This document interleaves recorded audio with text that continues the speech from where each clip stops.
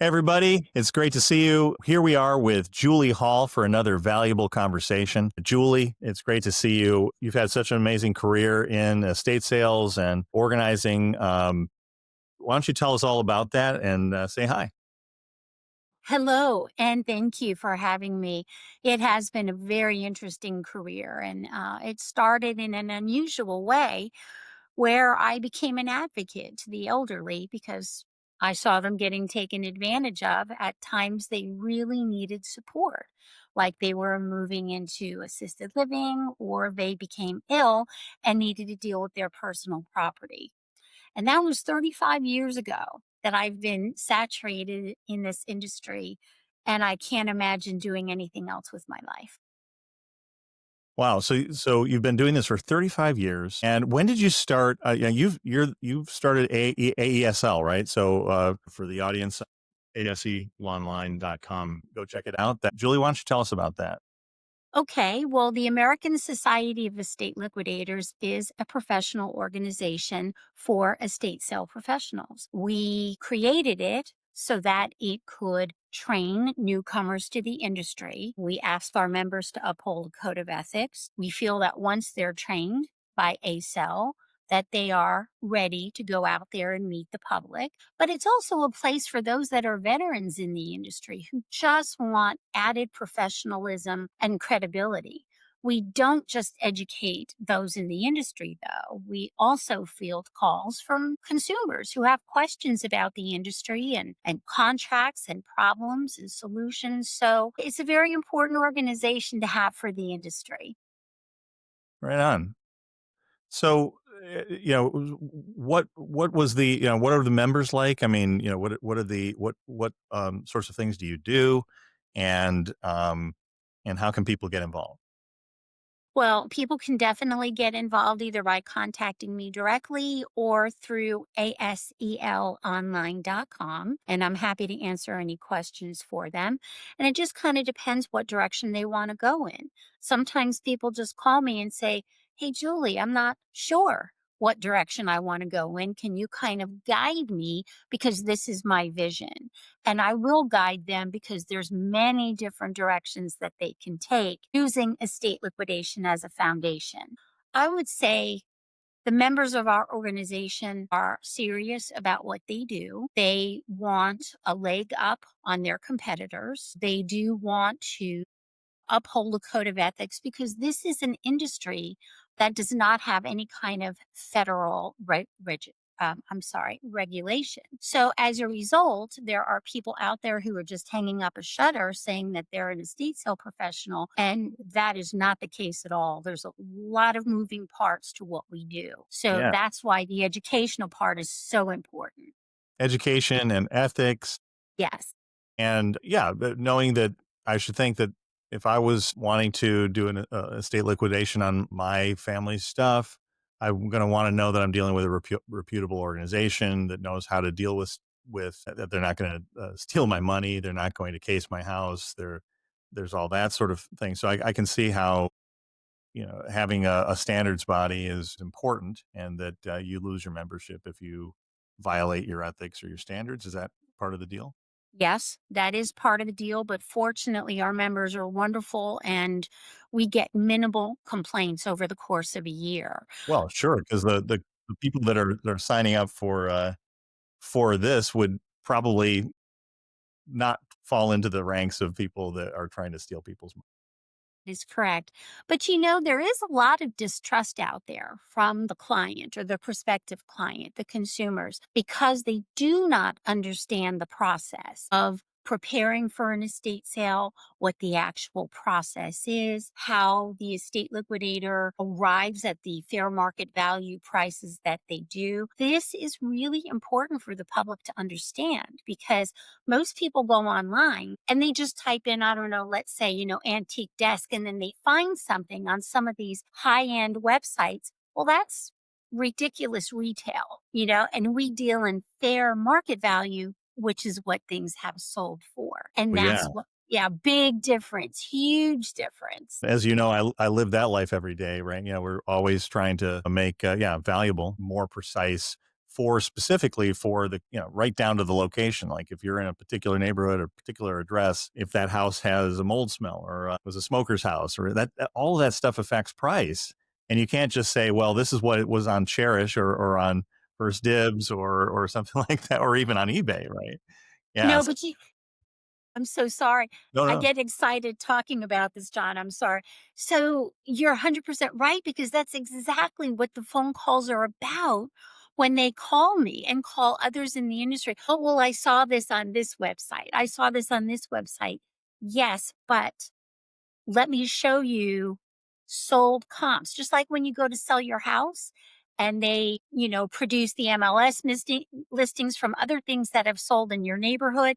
It's the same concept. So we kind of take an average that's oversimplistic, but as an appraiser, that's what I do. And I arrive at a fair market value for these people to say, no, that used to be a $10,000 rug, but today you would be lucky to get $750 for it. And they don't like that message because they don't understand the change in the marketplace.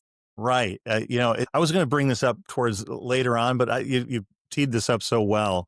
Let's talk about trends in pricing and what you're seeing over these years. I mean, so obviously there's lots of data out there. There's a lot of sales, some good, some bad. There's private information you can buy, lookups on certain databases of art, and there's ArtNet, and there's WorthPoint and these kinds of paid services. But then you still have to have a lot of expertise knowing what's going up, what's going down, and what's gonna move in a particular location, which is something we've been focused on a lot. What are you seeing right now? Well, as you mentioned, I've been watching the market for about 30 years now, and I've watched the highs and lows, and I've seen, what was popular at one time is no longer popular. And I think everything changes. Everything is moving in a forward direction at all times. So what used to be really popular and really expensive in, let's say, circa 1985, well, that's just not the case today Mm. most of the time. And this is the challenge in educating the client who has a house full of, antiques and things that their mom and dad and grandparents accumulated since 1830. And they have problems understanding, but it's old. Why isn't it valuable? Well, it's valuable to someone, but I think the real value is in the joy that it brought, your mom and dad and grandparents. But let's fast forward to 2025 and beyond. We're dealing with the large generation, the Depression era generation that has, for the most part, left us. They are leaving us, they've left us. That this has in a way saturated the marketplace for traditional household furnishings like the So the brown. the tastes of the greatest generation are not the tastes of the silent generation, which are our parents' age, right? Probably mine were just before the war, and then the boomers, and now the folk. Yeah, yeah, I'm pretty sure that the tastes of even the boomers versus the Gen Xers is pretty different, right? Completely different. And I'm a boomer myself. I'm at the tail end of boomers, but even between myself and my depression era parents who are no longer with us, we're downsizing at almost the same time as they're passing on. So we're flooding the market a little bit more. And then we've got all the younger generations that they may have an interest in some items, and I think that's wonderful and lovely, but the majority of them have totally different styles, lifestyles, understandings of value. They're big thrifters, big consignment, they love finding a bargain, which is why estate sales is such a wonderful way to go. But they also like very unique items. Whereas most of our parents and grandparents, everything had to be matching. Everything had to be bought the same set from the same furniture store. We're not seeing that today. There's so many differences. They're more of a eclectic generations and they really have lovely taste, but they have simple taste. If you think back So, to yeah, your like brown furniture, for example, right, is not.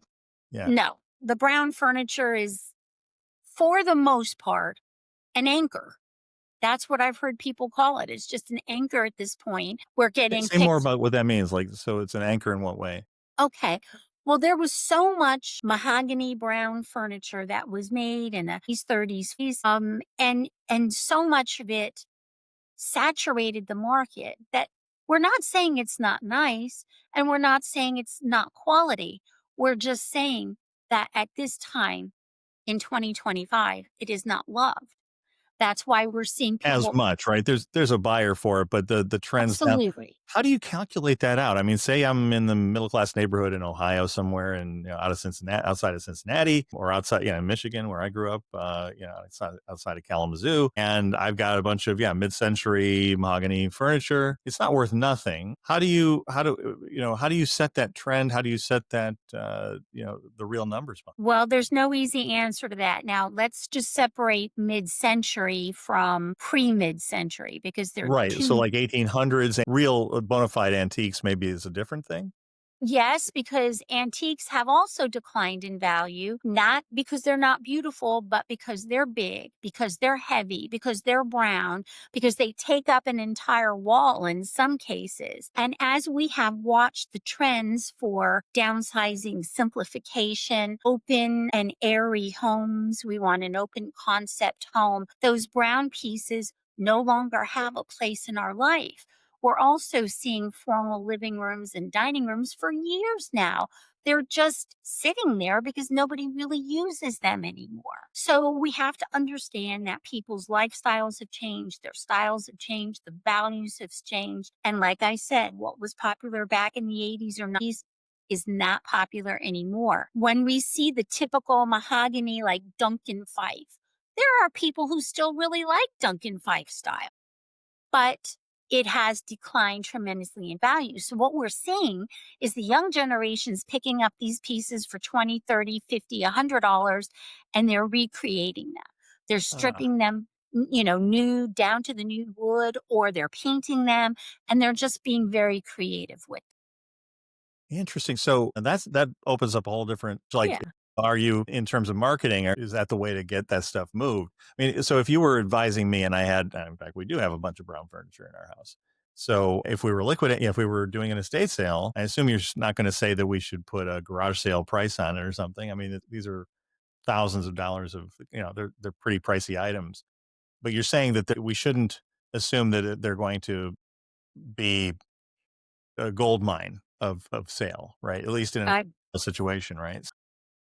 I would tell you the truth. I would do research on what you have and I would deliver the news so that you could make an informed decision from that moment forward.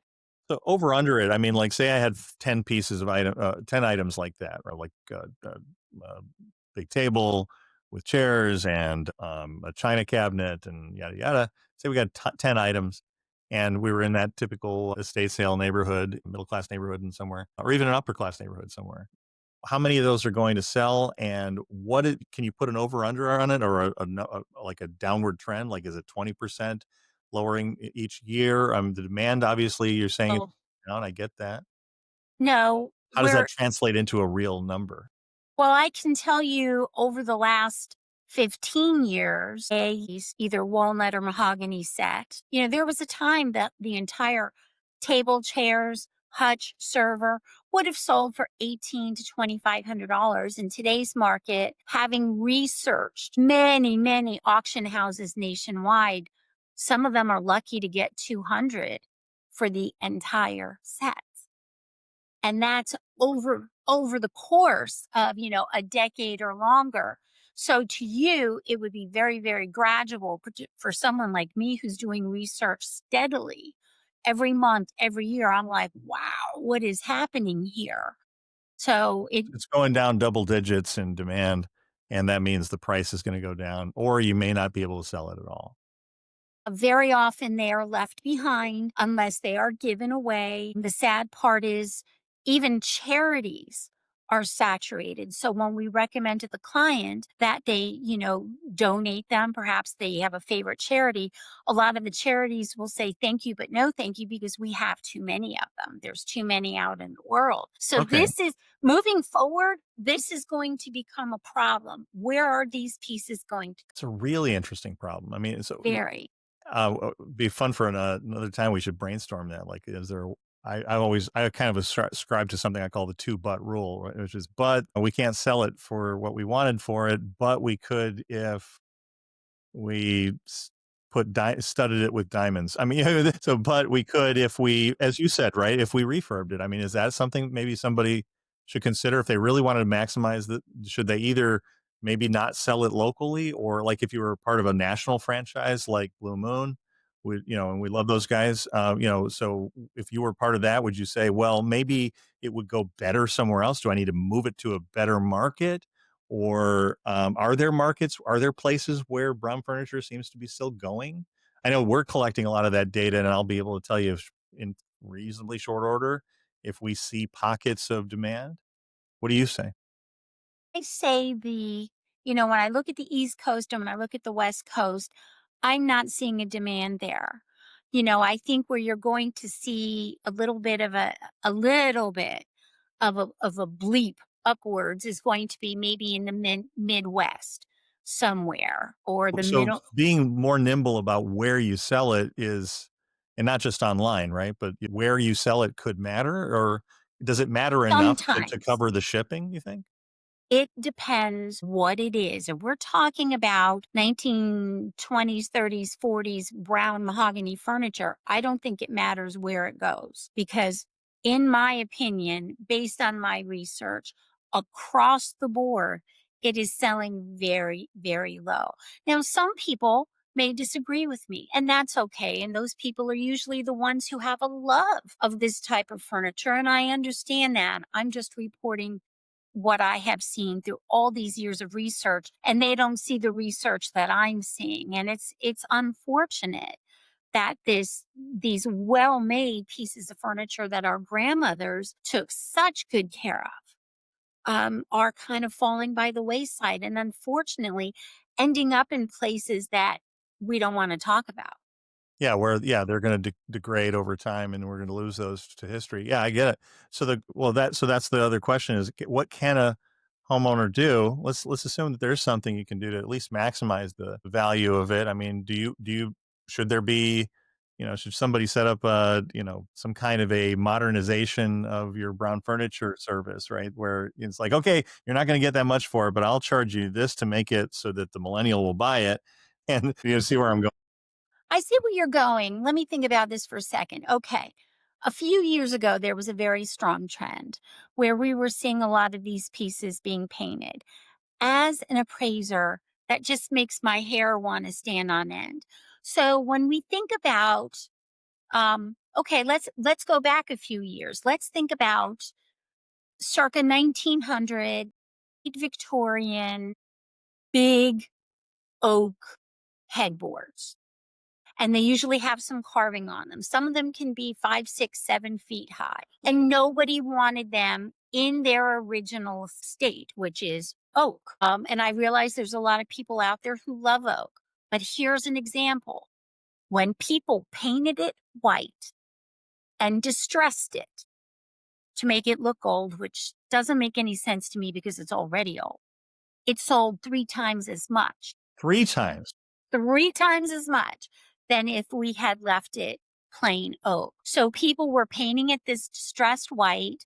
They were going for kind of a cottage, a little French cottage kind of look with a white bedspread. Everything was white or taupe, light gray, very, very light neutrals. That was the trend for a long time.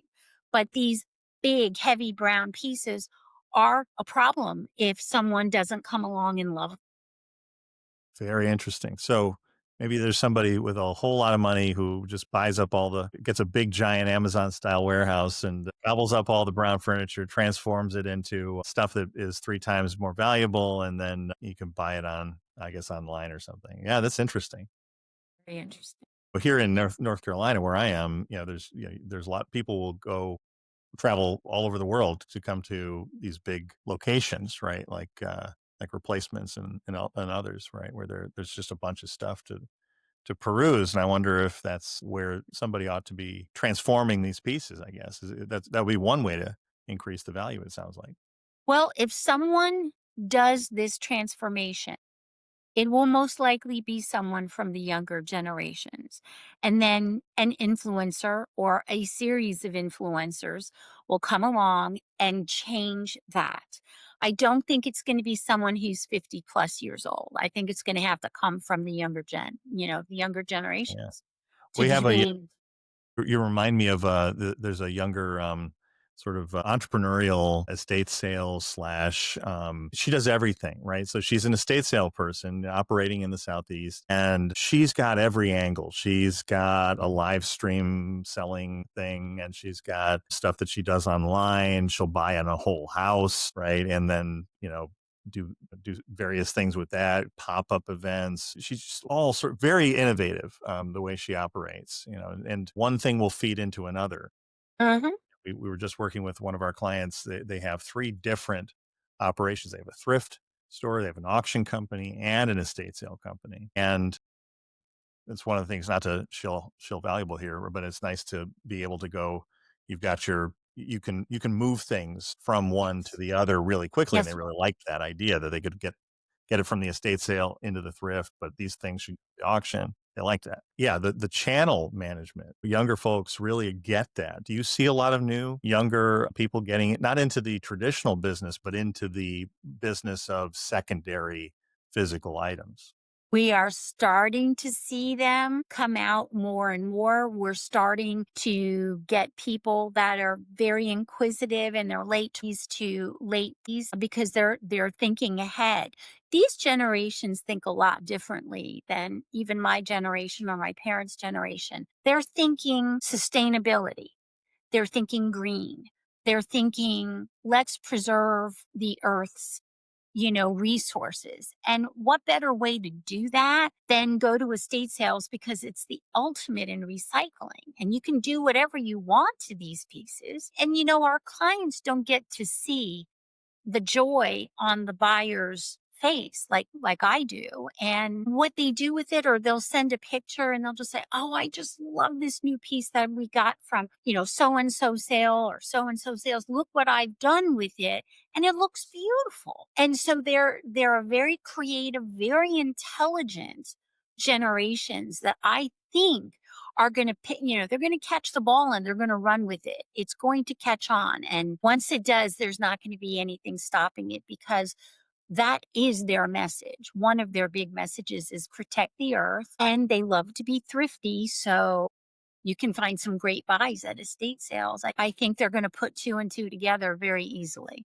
Well, that's fantastic. I mean, so you're saying these, yeah. So we're seeing the vanguard of this new generation of people that I tend to agree with you that the secondary item market, right, is going to be a thing, especially depending on how things go with the economy, right? I mean, it could become a really big thing for not that great of a reason. And That's yeah, correct. so the culture will shift towards, hey, I don't want to buy something new from overseas and the tariffs on them are too high, but I've got a bunch of stuff here. I'm going to buy it from a secondary channel. And there's so many layers to this that can be discussed. A lot of people who attend estate sales are resellers.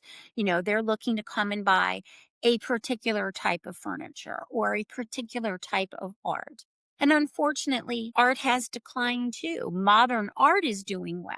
But a lot of the beautiful antique oil paintings that you would think would be worth a lot of money really aren't anymore. But there's so many directions that we can go in because the younger generations are beginning to pick up on, like you said, I can thrift this. And I like, okay, here's an example. We conducted a sale a couple of weekends ago, and this young 20 something woman wanted to buy crystal, which I thought was very unusual. But it was her wedding crystal, and she only wanted a few pieces. Well, we gave her a really good deal because it was at the end of the sale and it had to find a new home. And I walked up to her and I said, "Here's an idea. Instead of just buying these few pieces that you're looking for, spend a little bit more, buy the entire set, and sell the rest online." Well, it was like a light bulb went off. And I said, "And the money that you make for selling it online will pay for the pieces that you wanted to begin with." And she was like, "Oh my gosh, that's such a great idea." I mean, it's a little So more risk, right? Because they're, she's, yeah, you have to believe that you're going to sell that stuff. But I get, yeah, it's a really good idea if you have the capital. Yeah, and all the, the younger folks, they're all rich off of crypto sales, right? So we got to get some of that money from in back into the channels. Let's talk about online. You were talking about how the online. So what do you see the mix going forward? Is it 50/50? I've got a bunch of stuff. I don't think people still love shipping stuff. So they not do. everything's good for online. What are you seeing? No, I'm rather opinionated in this particular Well, matter. that's why we're talking. What started all of this? I mean, we started to see online estate sales. We were familiar with the eBays of the world and the Ruby Lane and Etsy and all that stuff. But what really became the catalyst was when COVID hit. And estate sale professionals who are accustomed to letting a lot of people in a house at one time, suddenly we had to be 6 feet apart. We could only let 10 people in a home. So the industry itself began to shift and change and evolve. And so we saw more and more drifting over toward online estate sales. For some, it has taken off very well because it's about your followers and how good those followers are and attracting more followers. But if they don't have that, it can be quite a bit of a struggle. Now, in my own mind, when I'm thinking about this, I have seen too many times a saturation take place, a saturation of brown furniture, like we were talking about, a saturation of china sets, a saturation of crystal, whatever it may be. Well, what about a saturation of online? Because every, person out there is like, oh, I can make money by selling this online. Well, they may be successful a little bit, but it's harder than you know. And here's why. If I see a pink depression glass candy dish that I want to buy from your auction and it arrives at my house, no, this is not at all the color I was expecting. You have to take it back. I want a refund. And so there's all kinds of issues because our monitors show different colors, depending on what kind of computer you have. And here's another thing. A lot of people who are not professional do not know how to describe things accurately. So when you run your hand along the rim of a candy dish or a glass, we're trained to look for what we call little chiggers or little tiny chips. We're identifying any condition issues. We're identifying height, width, depth, but most people are not doing that. And that's why they may be having some trouble. The last that I heard, estatesales.net, I think, had conducted a survey that online estate sales represented from the group that they surveyed. Okay, I need to just say that from the group that they surveyed, which I don't remember the amount of people it was, but 38% of that group were conducting online. There are also some that are conducting a combination of Yeah, online. that hybrid thing, Yes, I'm seeing that with, yeah, a variety of, estate sale companies that are they definitely they want that show. They're not gonna put stuff up online before the event, or at least not too long before the event, but now they're starting to cherry pick and say, "Okay, well, I'm gonna put this off to the side, and we're gonna put that it's online," or they're gonna do an online sort of during or after, but they also don't want fist fights, for where somebody, buys a thing online and they come and show up to get it and it's not there anymore because somebody didn't get the memo. Yeah, it's really right. interesting. So hybrid is interesting. How do you manage that?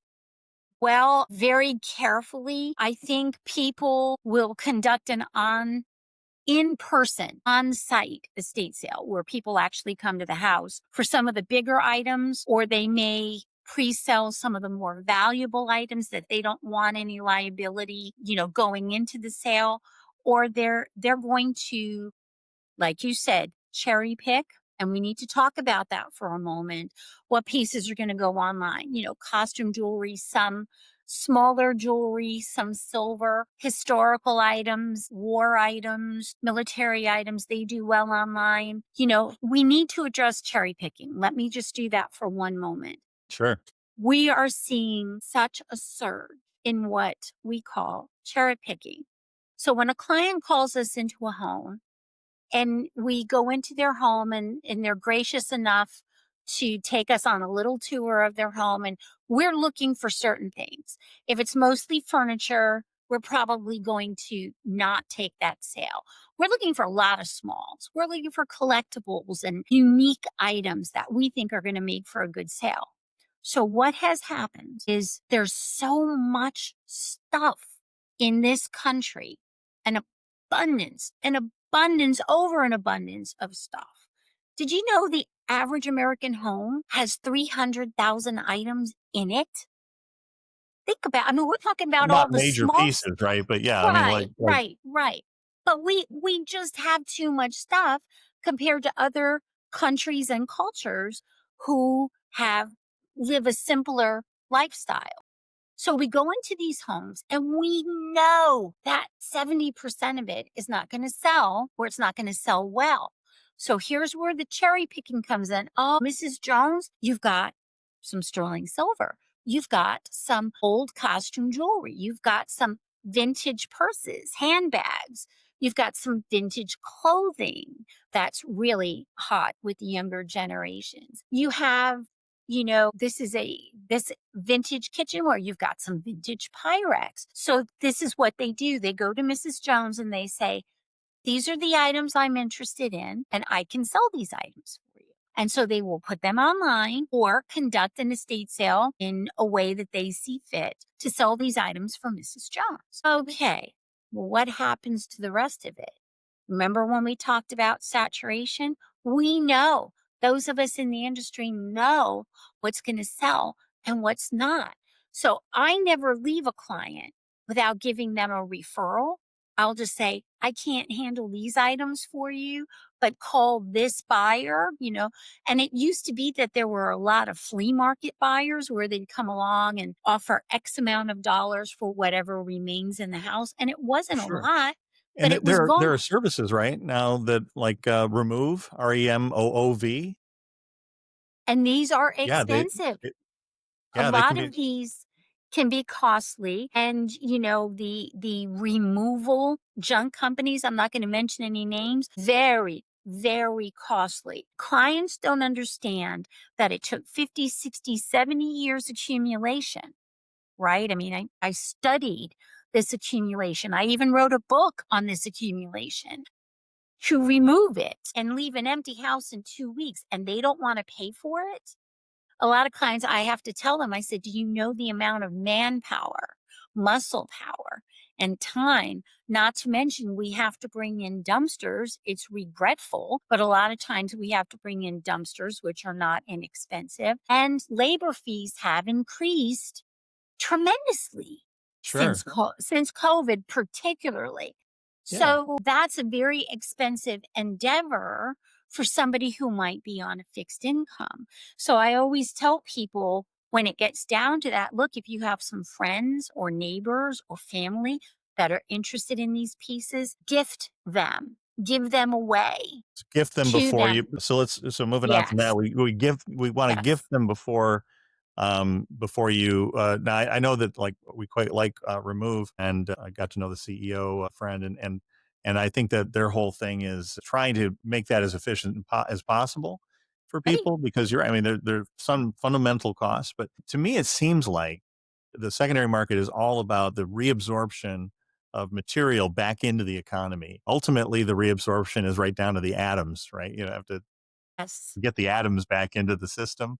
But there's these different stages of reabsorption, and antique dealers, designers, So auction companies, and estate sale liquidators are all part of that. So, but let's talk now about, if you don't mind, I'd love to hear more about how people get to these things, and find the right item. So, like if you're I don't know, a Lego collector, and there's an estate sale, one of the things that fascinates me is the problem of the right buyer or the right person at the right moment in the right situation being matched perfectly with the right item, the right vendor, and how do you do that, given that the information you need is private, right? I mean, the fact that I don't have that many Legos, but say I did, the world shouldn't know that. I shouldn't put that on Match.com or something, right? In order to be matched with an estate sale that has a bunch of Legos. That's something we think a lot about here at Valuable. But traditionally, they go to something like estatesales.net and they say, or one of the others, org.net, sales near me is a site that I recently saw. Of course, you can go to Blue Moon's website, others. Those are ways to find it, but it seems imperfect. But it does seem like, as you said, that the rise of in person is coming back after COVID. So there is a benefit of going to these things. It's a bit of a community experience. How It's how do we go from here? I mean, is it basically just estatesales.net, or is there a better way for people to find their way into these things? first, competition is fierce. That's the first thing. So whether it's Legos or military items, sterling silver, gold, whatever it may be, competition is fierce. And a serious collector cannot have their eyes everywhere. So yes, they may start locally with estate sale people and say, look, I'm a very serious buyer of Legos. I'm a very serious buyer of sterling or military. I specialize in World War II or Civil War or whatever it may be. And they start saturating their marketplace.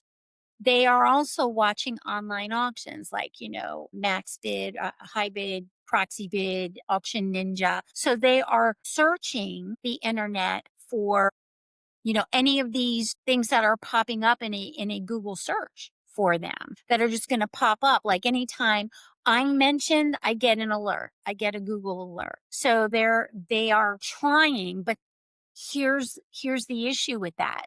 They are going to be successful a good bit of the time. But let's say there's a Lego set that you really, really want and it's currently being bid on auction. Yeah, you and 57 other people are bidding on it. So the good news on that and the plus side of that online auction is going to be that price is going to be driven way up, most likely. So that is definitely a positive for the seller and the estate sale professional who's going to get a cut of that. But it doesn't always work that way for other items that are not deemed collectible, like the Franklin Mint and the old, the Hummels. These market access points, Julie, are interesting to me. I mean, we have nothing to do with that business. Valuable. We don't get into. We're not a marketplace. We're a seller's tool, right? But it's fascinating to me the control that points that some of these outfits have accumulated, right? And they've really rung up the prices. So I mean, if you're an estate sale vendor, you're working on margins that are pretty thin already, and now you've got a list on a site that's charging you quite a bit of money just to list your sale on their site, right? Which is usually what happened. I remember in the early days of Uber, it was pretty reasonable. And now it's, if you want to drive for Uber, you're giving up 20, 25% of the ride. It didn't used to be that way. So yeah, they accumulate power. And going back to to ASEL, is not there an opportunity for something that's more supported as an industry association where, we all pay in enough to really fund an operation that's focused on making sure everybody's going, those eyeballs are going to a site, say, but that site is run by and supported by the industry body that's supported by the members and not, as a for profit or, profit, but not crazy profit, more of an industry body kind of a thing. It seems like that would be a real opportunity let's just, I certainly as a vendor would say, yeah, I'm part of this organization and the organization spends as much as it needs to bring the eyeballs to this but listing my event is free or pretty close to it. It is definitely an option moving forward in the future. It is important to get attention on the important sales because there are some amazing sales that take place across the country. And, something else to consider is shipping from coast to coast can be very costly now. But you can also, if you have a local representative, a local representative can go and pick it up for you. And a lot of people don't think about things like that. But anyway, getting back to what you were saying, yes, that is a possibility. Is that something you guys have ever considered offering to the members? Not at this point, but it is something that we can certainly look forward to and give some thought to because it's a great idea. Yeah, I mean, I've heard lovely things about the folks that run estatesales.net, Yes. but Yeah. but you don't want such hegemony that that's the only way, and then everybody's kind of required to pay a large fee, right? And that they're Well, not the only ones. Yeah, people, I mean, even on Facebook, there are different groups that have been created. I mean, you know that there are so many groups they can't even be counted, I don't think. But there's like local sales, local community yard sales, there's things listed for free, there's curb alerts, somebody getting rid of furniture that they don't want, just come and get it. Everywhere you look, there are ways to make money if that's something someone's looking to do. And there are people out there who say, well, I don't have enough money to go into this kind of business. Well, this is actually a very low cost startup. There's not a lot of money to it except investing in yourself yeah, from the get and go. yeah, and managing people, and yeah, you have to be good at. I've seen so many, estate sale owners, liquidation owners who are, yeah, they're constantly looking for talent, for people that know how to price things, people that know how to shoot pictures well, people that know, just people you can rely on to show up, right? That's a big job. It's a huge job. And, we put a great deal of trust in the people who work for us. And sometimes we work side by side with these people. And then other times, an assistant will rise to the top, and you just know that that assistant is your right arm, and they're going to help coordinate and help the other workers along. And so there's a lot of moving parts to it. And when people think that they can just jump into it, well, it's just not as easy as that. Right, right. Well, Julie, I mean, just to wrap up, we're getting to the end of the hour. What would you say? Do you have any like one good tip for, yeah, a estate sale operator? What's the thing that nobody knows, that only you know, that you're like, you got to think about this. I mean, you've given us so much wisdom. What's the capper? Would you have a good one? I know I'm Goodness. putting you on the spot. My Like, goodness. say we were down here in Raleigh and you were doing our liquidation here. What's the first thing that you would um, be thinking about when you walked into our house to decide whether you should take it on? First thing I do is I look at an estate or a home in terms of tiers: highest tier, middle tier, low and lower tier. So, my way of handling an estate is to deal with the highest tier, the most valuable items first. This Hmm. way, I maximize those. I identify them first as an appraiser, and then I make a plan for those. And then I can address the middle, upper tier, at an estate sale or refer to an estate sale professional. And then the lower tiers, we either, if you can find a buyer, like to just come in and buy it all, or a donation. So I always want to maximize everything I can first. And once the highest tier is dealt with, that's one huge worry I don't have to think about anymore. And that's always been my methodology, and it's been successful. That's great. I mean, and that speaks to this idea that, do you think that will be a consolidation of these businesses? Not consolidation, but integration, vertical integration, call it, like carrying transitions, right? They handle a lot more these days than just that sale. Is that, I mean, We is that kind of where things are going? Yeah, you're right. Things are going to go on in the sale, but then not everything goes. But then now the family's left wondering what to do with the rest of it. And if you don't handle that, then you're not kind of solving the whole problem. Do you see that that's the trend, that it's going to be Yes. full Oh, yes. service?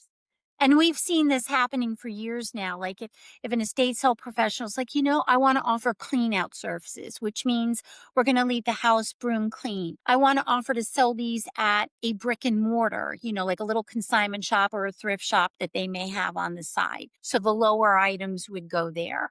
There's all kinds. Some of them have even become senior move managers, and help get their client from point A to point B. Think of it as a one stop shop, if you will, multiple solutions with one provider. So, Is it going to be uh, one operator that handles all of it, or do you think it's an orchestrator, almost like a general contractor that brings the different pieces to bear? well, I think this can go in different directions because I think you're going to have your diehards that are just going to do estate sales. And then I think there are going to be those that are going to try to do multiple things and figure out which aspect they're most successful in and stick with that and then refer out the remainder.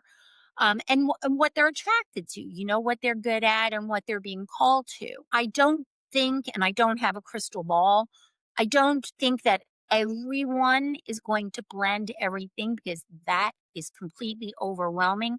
But I do think, and have been seeing for several years, that an estate sale professional will almost act as a broker to other companies. Okay, clean out company, I'm calling you in, and staging company, I'm calling you in, and downsizing company, I'm calling you in.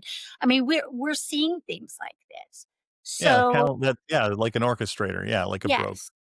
Yeah, Yeah. and at some point it's overwhelming to me to watch, but there's so many different directions this can go in. I mean, there are no limitations, but the With that, foundation.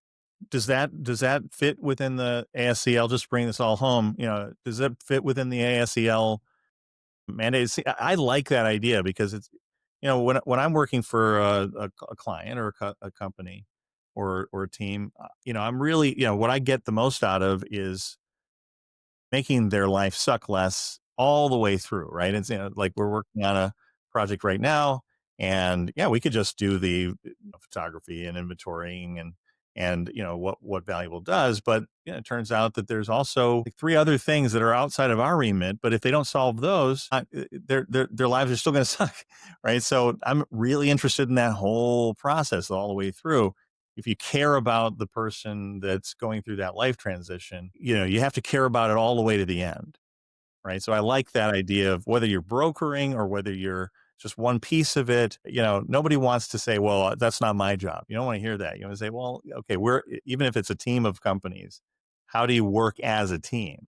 Correct. And usually, I mean, I have successfully spun off my business as an estate manager. And so I'm usually dealing with higher end estates, but I'm the one managing the different teams and coordinating. You come on this day, you come on this day, you come on this day, and I'm there while they're doing things watching over the estate. So there is such a thing.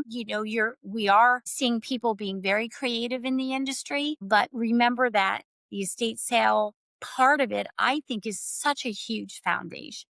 And once you get that down pat, and once you get the knowledge, because remember, what we do is very tactile, it's very visual. I mean, there are even some estate sale professionals who contact me and say, "Hey, Julie, I want to go on to become an appraiser like you did.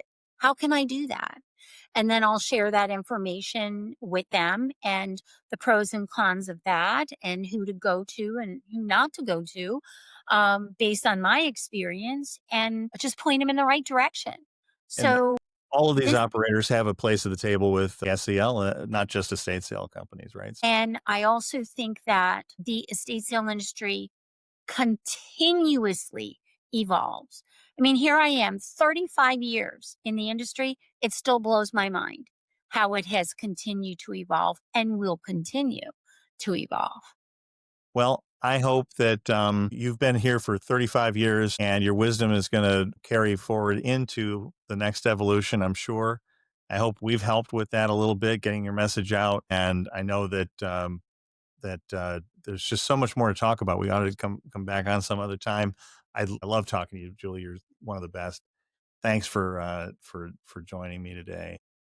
Thank you for having me.